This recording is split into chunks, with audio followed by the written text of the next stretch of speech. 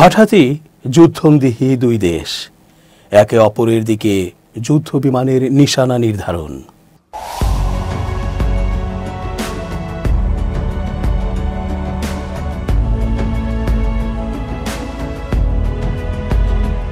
আসসালামু আলাইকুম প্রিয় দর্শক, আমন্ত্রণ আজকের আলোচনায়। চেঞ্জ টিভির আন্তর্জাতিক চোখ অনুষ্ঠানে এস জে রতন স্বাগত জানাচ্ছি।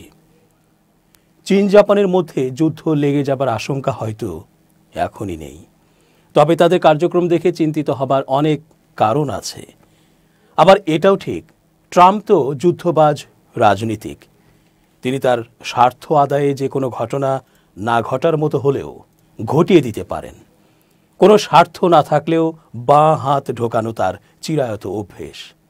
তাছাড়া মোড়লগিরি তো তার চাই, অর্থাৎ পরিস্থিতি উস্কে দিতে পারেন। ফলে যুদ্ধংদেহী অবস্থাকে উস্কে দিয়ে তিনি পূর্ণমাত্রার যুদ্ধের দিকে নিতে পারেন যে কোনো পরিস্থিতিকে। যে দুটি উন্নত দেশ তাদের সমৃদ্ধি আর নিজেদের উন্নয়ন ছাড়া অন্য কিছু ভাবতে চায় না, সাম্প্রতিক এই দুই দেশের পরিস্থিতি ও অবস্থান বিবেচনায় নিলে আমাদের কপালে চিন্তার ভাঁজ পড়তেই পারে। তাই বিশ্লেষণ করেছেন রাজনৈতিক বিশেষজ্ঞগণ। জাপানের প্রতিরক্ষা মন্ত্রণালয় রবিবার জানিয়েছে, ওকিনাওয়ার মূল দ্বীপের দক্ষিণ পূর্বে চীনা সামরিক বিমান জাপানি যুদ্ধ বিমানগুলোর দিকে রাডার লক করেছে। রাডার লক মূলত এমন একটি প্রযুক্তিগত অবস্থা যেখানে কোনো রাডার সিস্টেম নির্দিষ্ট একটি লক্ষ্যবস্তুকে, যেমন বিমান, ড্রোন, ক্ষেপণাস্ত্র বা জাহাজ, চিহ্নিত করে তার গতি, দিক ও অবস্থান নিরবিচ্ছিন্নভাবে অনুসরণ করতে থাকে। এটিকে সম্ভাব্য হামলার পূর্ব সংকেত হিসেবে ধরা হয়। জাপানের নতুন প্রধানমন্ত্রী সানায়ে তাকাইচির এক মন্তব্যের পর টোকিও ও বেইজিংয়ের সম্পর্কের অবনতি হয়েছে। তিনি ইঙ্গিত দিয়েছিলেন, তাইওয়ানের ওপর কোনো হামলা হলে টোকিও সামরিকভাবে হস্তক্ষেপ করতে পারে। জাপানের প্রতিরক্ষা মন্ত্রণালয় জানায়, শনিবার চীনের J-15 যুদ্ধবিমান দুবার জাপানি যুদ্ধবিমানের দিকে রাডার লক করে। তবে এতে কোনো ক্ষয়ক্ষতি বা হতাহতের ঘটনা ঘটেনি। যুদ্ধবিমানগুলো লক্ষ্য শনাক্ত করার জন্য ফায়ার কন্ট্রোলের পাশাপাশি অনুসন্ধান ও উদ্ধার অভিযানের ক্ষেত্রেও রাডার ব্যবহার করে। প্রতিরক্ষামন্ত্রী শিনজিরো কোইজুমি এই ঘটনাটিকে বিপজ্জনক ও অত্যন্ত দুঃখজনক বলে অভিহিত করেন এবং জানান, জাপান এ বিষয়ে চীনের কাছে কড়া প্রতিবাদ জানিয়েছে।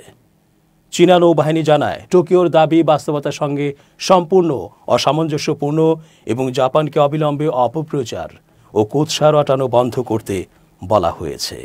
চীন দক্ষিণ চীন সাগরের প্রায় পুরো অংশের ওপর দাবি করে আসছে, যার ফলে দক্ষিণ পূর্ব এশিয়ার একাধিক প্রতিবেশী দেশের সঙ্গে তাদের বিরোধ চলছে। বেইজিং স্বশাসিত তাইওয়ানকেও নিজের ভূখণ্ডের অংশ হিসেবে দাবি করে এবং অকাইচির মন্তব্যের পর গত মাসে টোকিওতে নিযুক্ত জাপানি রাষ্ট্রদূতকে তলব করেছিল। টোকিও এশিয়া প্রশান্ত মহাসাগরীয় অঞ্চলে যুক্তরাষ্ট্রের মিত্র দেশগুলোর সঙ্গে সহযোগিতা আরও জোরদার করছে, যার মধ্যে অস্ট্রেলিয়াও রয়েছে। দেশটির প্রতিরক্ষামন্ত্রী রিচার্ড মার্লেস বর্তমানে জাপান সফর করছেন।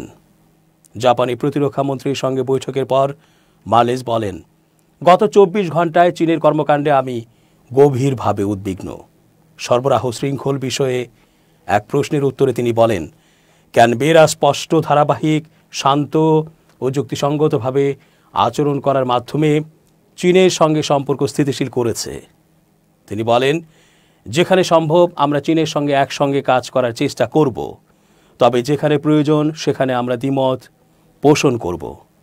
মার্লেস নাগাসাকিতে মিৎসুবিশির জাহাজ নির্মাণ ইয়ার্ডও সফর করেন। এর কয়েক মাস আগেই ক্যানবেরা জাপানি এই প্রতিষ্ঠানের কাছ থেকে 11টি উন্নত যুদ্ধ জাহাজ কেনার জন্য $6 বিলিয়ন একটি বড় চুক্তি স্বাক্ষর করেছিল। সাম্প্রতিক সপ্তাহগুলোতে জাপান ও চীনের মধ্যে সম্পর্ক দ্রুত অবনতি হয়েছে। এই বিরোধের কেন্দ্রবিন্দুতে রয়েছে তাইওয়ান, যে ইস্যু দীর্ঘদিন ধরেই দুই দেশের মধ্যে রাজনৈতিক সংবেদনশীলতার কারণ। 7 নভেম্বর দায়িত্ব গ্রহণের মাত্র 2 সপ্তাহ পর জাপানের প্রধানমন্ত্রী সানে তাকাইচি সতর্ক করে বলেন, তাইওয়ানের বিরুদ্ধে চীনের যে কোনো সামরিক পদক্ষেপ জাপানের জন্য বেঁচে থাকার হুমকি স্বরূপ পরিস্থিতি সৃষ্টি করবে। জাপানের আইনে এ ধরনের পরিস্থিতি সম্মিলিত আত্মরক্ষা প্রয়োগের পথ খুলে দিতে পারে। তাকাইচির এমন মন্তব্যই মূলত উত্তেজনার সূচনা করে। তাকাইচির মন্তব্যের পরপরই ওসাকায় নিযুক্ত চীনা কনসাল জেনারেল জুয়ে জিয়ান এক্সে একটি পোস্টে লেখেন, তিনি এক মুহূর্ত দেরি না করে একটি নোংরা ঘাড় কেটে ফেলবেন। যদিও পরে পোস্টটি মুছে ফেলা হয়, তবুও এতে চরম ক্ষুব্ধ হয় টোকিও। তাকাইচি তার অবস্থান থেকে সরে আসেননি, বরং 3 দিন পর তিনি আবার বলেন তার বক্তব্য ছিল খারাপ পরিস্থিতির একটি মূল্যায়ন। 13 নভেম্বর চীনের উপ পররাষ্ট্রমন্ত্রী সান ওয়েইডং বেইজিংয়ের জাপানের রাষ্ট্রদূতকে তলব করে টোকিওর ভুল মন্তব্য প্রত্যাহারের দাবি জানান। একদিন পর টোকিও পাল্টা চীনা রাষ্ট্রদূতকে তলব করে আনুষ্ঠানিক প্রতিবাদ জানায়। বেইজিং এই ঘটনাকে আন্তর্জাতিক আইন ও যুদ্ধোত্তর আন্তর্জাতিক ব্যবস্থার গুরুতর লঙ্ঘন বলে আখ্যা দেয়। চীনা পররাষ্ট্র মন্ত্রণালয়ের মুখপাত্র মাওনিং বলেন, এমন মন্তব্য চীন জাপান সম্পর্কের রাজনৈতিক ভিত্তিকে গভীরভাবে ক্ষতিগ্রস্ত করে এবং চীনা জনগণের ক্ষোভ ও নিন্দার জন্ম দেয়। শুরুটা ছিল বাকযুদ্ধ, কিন্তু দ্রুত তা অর্থনৈতিক চাপ প্রয়োগে রূপ নেয়। জাপানি রাষ্ট্রদূতকে তলব করার 24 ঘন্টার মধ্যেই চীন 14 নভেম্বর জাপান সফরের বিরুদ্ধে ভ্রমণ সতর্কতা জারি করে, যেখানে চীনা নাগরিকদের বিরুদ্ধে একাধিক অপরাধ ও হামলার কথা উল্লেখ করা হয়। এই সতর্কতার সরাসরি প্রভাব পড়ে জাপানের পর্যটন নির্ভর এলাকাগুলোতে। চীনা বিমান সংস্থাগুলো টিকিটের মূল্য ফেরত দিতে শুরু করলে কয়েকদিনের মধ্যেই 5 লাখের বেশি বুকিং বাতিল হয়। বছরের প্রথম 8 মাসে 67 লাখ চীনা পর্যটক জাপান ভ্রমণ করেছিলেন। নোমুরা রিসার্চ ইনস্টিটিউট হিসাব করছে এই বয়কট বছরে জাপানের 2.2 ট্রিলিয়ন ইয়েন অর্থাৎ $14.2 বিলিয়ন ক্ষতির কারণ হতে পারে। একই সময় 20 নভেম্বর ওকিনাওয়ায় নোঙর করার কথা থাকা একটি চীনা ক্রুজ জাহাজও যাত্রা বাতিল করে। এরপর চীন জাপানের সামুদ্রিক খাদ্য আমদানি স্থগিতের ঘোষণা দেয়। চীনের নিষেধাজ্ঞা ঘোষণার পর তাইওয়ানের নেতা উইলিয়াম লাইচিং-তে জাপানি উপাদান দিয়ে প্রস্তুত খাবার খাওয়ার ছবি পোস্ট করেন। তাইওয়ানের পররাষ্ট্রমন্ত্রীও নাগরিকদের বেশি করে জাপান ভ্রমণ ও জাপানি পণ্য কেনার আহ্বান জানান। চীনে খবর আসে জাপানি চলচ্চিত্র মুক্তি দেরি করে দেওয়া হচ্ছে। বেইজিংয়ে জাপানের দূতাবাস জাপানি নাগরিকদের নিজেদের নিরাপত্তায় সতর্ক থাকার পরামর্শ দেয়। চীনের বাণিজ্য মন্ত্রণালয় বলে, তাকাইচির মন্তব্য দ্বিপাক্ষিক অর্থনৈতিক ও বাণিজ্যিক সহযোগিতায় গুরুতর প্রভাব ফেলছে। 17 নভেম্বর জাপান বেইজিংয়ে সিনিয়র কূটনীতিক মাসাকি কানাইকে পাঠায়। তিনি চীনা কর্মকর্তার কাছে চীন কনসাল জুয়ের স্বেচ্ছা প্রত্যাহার দাবি তোলেন এবং চীনের ভ্রমণ সতর্কতা প্রত্যাহারের আহ্বান জানান। তিনি বলেন, জাপানের জননিরাপত্তা পরিস্থিতি অবনতি হয়নি, কিন্তু বৈঠকটি আবার বিতর্ক সৃষ্টি করে। চীনা সামাজিক মাধ্যমে জাপানি কর্মকর্তার মাথা নিচু করার একটি ভিডিও ছড়িয়ে পড়ে, যা পরে মুছে ফেলা হয়। জাপান অভিযোগ করে চীন অসমন্বিত গণমাধ্যম ব্যবস্থা করছে। চীন এ অভিযোগ অস্বীকার করে। পরিস্থিতি আরও খারাপ হয় যখন চীন, জাপান ও দক্ষিণ কোরিয়ার সংস্কৃতি মন্ত্রীদের একটি ত্রিপক্ষীয় বৈঠক স্থগিত করে। জোহানেসবার্গে G20 শীর্ষ সম্মেলনে তাকাইচি ও চীনা প্রধানমন্ত্রী লি কিয়াংয়ের মধ্যে বৈঠকের ব্যবস্থা করতেও চীন বাধা দেয়। জাপান বারবার বলছে তারা এখনও চীনের বিষয়ে তাদের ঐতিহাসিক অবস্থানেই অটল। 1972 সালের যৌথ ইশতেহারে জাপান স্বীকার করেছিল তারা চীনের এই দাবি বোঝে ও সম্মান করে যে তাইওয়ান চীনের অবিচ্ছেদ্য অংশ। ঐতিহাসিক প্রেক্ষাপটও এখানে গুরুত্বপূর্ণ। 1895 সালে প্রথম চীন জাপান যুদ্ধের পর জাপান তাইওয়ান দখল করে। দ্বিতীয় বিশ্বযুদ্ধ শেষে জাপান তাইওয়ান ও পেঙ্গু দ্বীপপুঞ্জের নিয়ন্ত্রণ ত্যাগ করে চীনা প্রশাসনের কাছে হস্তান্তর করে। চীন সবসময় বলে আসছে তাইওয়ান প্রশ্নে কোনো বহিরাগত হস্তক্ষেপ গ্রহণযোগ্য নয়, এটি তাদের মূল স্বার্থের কেন্দ্রবিন্দু। এদিকে আঞ্চলিক উত্তেজনা শুধু তাইওয়ানে সীমাবদ্ধ নয়। 16 নভেম্বর চীনের কোস্টগার্ড জাপান নিয়ন্ত্রিত সেনকাকু দ্বীপপুঞ্জের কাছে টহল দিলে টোকিও তীব্র প্রতিবাদ জানায়। বেইজিং পাল্টা জানায় জাপান যেন চীনের আঞ্চলিক সার্বভৌমত্বকে সম্মান করে। বিস্তর উত্তেজনা সত্ত্বেও তাকাইচি বলেছেন জাপান চীনের সঙ্গে পারস্পরিক সৌহার্দ্যপূর্ণ সম্পর্ক বজায় রাখতে চায়। তাইওয়ান নিয়ে তার এ মন্তব্য আসে দক্ষিণ কোরিয়ায় অ্যাপেক সম্মেলনের ফাঁকে শি জিনপিংয়ের সঙ্গে তার প্রথম সাক্ষাতের ঠিক 1 সপ্তাহ পর।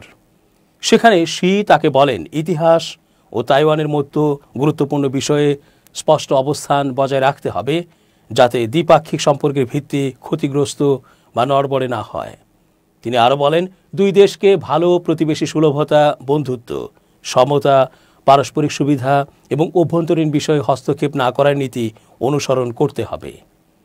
অস্ট্রেলিয়া এবং জাপানের প্রতিরক্ষা প্রধানরা টোকিওয়ে এক বৈঠকে কৌশলগত প্রতিরক্ষা সমন্বয়ের জন্য একটি কর্মকাঠামো চালুর ঘোষণা দিয়েছেন। সেখানে চীনের সামরিক তৎপরতার মুখে জাপান ও অস্ট্রেলিয়া তাদের প্রতিরক্ষা ও নিরাপত্তা সহযোগিতা আরও নিবিড় করতে রাজি হয়েছে। রোববার জাপানের রাজধানী টোকিওতে এক বৈঠকে কৌশলগত প্রতিরক্ষা সমন্বয়ের জন্য একটি কর্মকাঠামো চালুর ঘোষণা দেওয়া হয়েছে।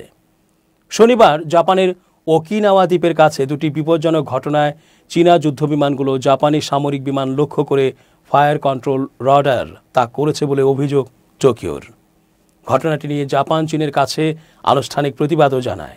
শনিবার জাপানের ওকিনাওয়া দ্বীপের কাছে দুটি বিপজ্জনক ঘটনায় চীনা যুদ্ধবিমানগুলো জাপানি সামরিক বিমান লক্ষ্য করে ফায়ার কন্ট্রোল রাডার তাক করেছে বলে অভিযোগ টোকিওর। ঘটনাটি নিয়ে জাপান চীনের কাছে আনুষ্ঠানিক প্রতিবাদও পাঠায়। এর পরদিনই জাপান এবং অস্ট্রেলিয়া নিজেদের মধ্যে নিরাপত্তা সহযোগিতা বাড়ানোর এই উদ্যোগ নিল।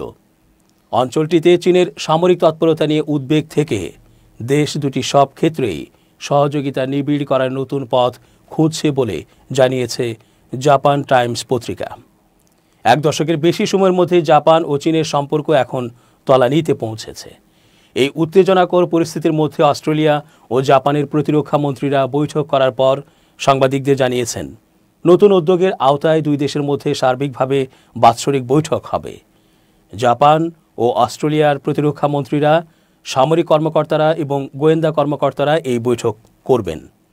জাপানের প্রতিরক্ষা মন্ত্রী শিনজিরো কোইজুমি বলেন, নতুন কর্মকাঠামোর আওতায় ভবিষ্যৎ প্রতিরক্ষা সহযোগিতা পরিচালিত হবে।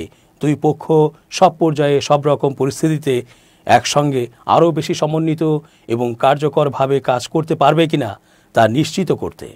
তিনি আরও বলেন, নতুন এই কর্মকাঠামোয় সাইবার, মহাকাশ থেকে শুরু করে লজিস্টিক্স এবং সরবরাহ চেইন ব্যবস্থাপনা সবই সহযোগিতার ক্ষেত্র হিসাবে অন্তর্ভুক্ত থাকবে। টোকিওতে অস্ট্রেলিয়ার প্রতিরক্ষামন্ত্রী রিচার্ড মার্লেসের সঙ্গে সাক্ষাৎকালে কোইজুমি বলেছেন, আঞ্চলিক শান্তি ও স্থিতিশীলতা বজায় রাখতে চীনের কর্মকাণ্ডে দৃঢ় ও সংযমী প্রতিক্রিয়া দেখাবে জাপান। সাম্প্রতিক সময়ে চীন ও জাপানের মধ্যে সম্পর্ক খারাপ হয়েছে তাইওয়ান নিয়ে জাপানের প্রধানমন্ত্রী সানায়ে তাকাইচির এক মন্তব্যকে কেন্দ্র করে। চীন স্বশাসিত তাইওয়ানকে তার নিজের অংশ মনে করে, দ্বীপটিকে মূল ভূখণ্ডের সঙ্গে জুড়তে প্রয়োজনে বল প্রয়োগের হুমকিও দিয়ে রেখেছে তারা। তাইওয়ানের বিরুদ্ধে চীনের সামরিক বাহিনীর কর্মকাণ্ড জাপানের নিরাপত্তায় হুমকি সৃষ্টি করলে টোকিও প্রতিক্রিয়া দেখাবে বলে হুমকি দিয়েছিলেন তাকাইচি। এরপর থেকেই জাপানের বিরুদ্ধে একের পর এক ব্যবস্থা নিতে শুরু করে চীন। দর্শক, আজ এ পর্যন্তই। ধন্যবাদ। change tv.press এক ফোঁটা হলুদ নেই।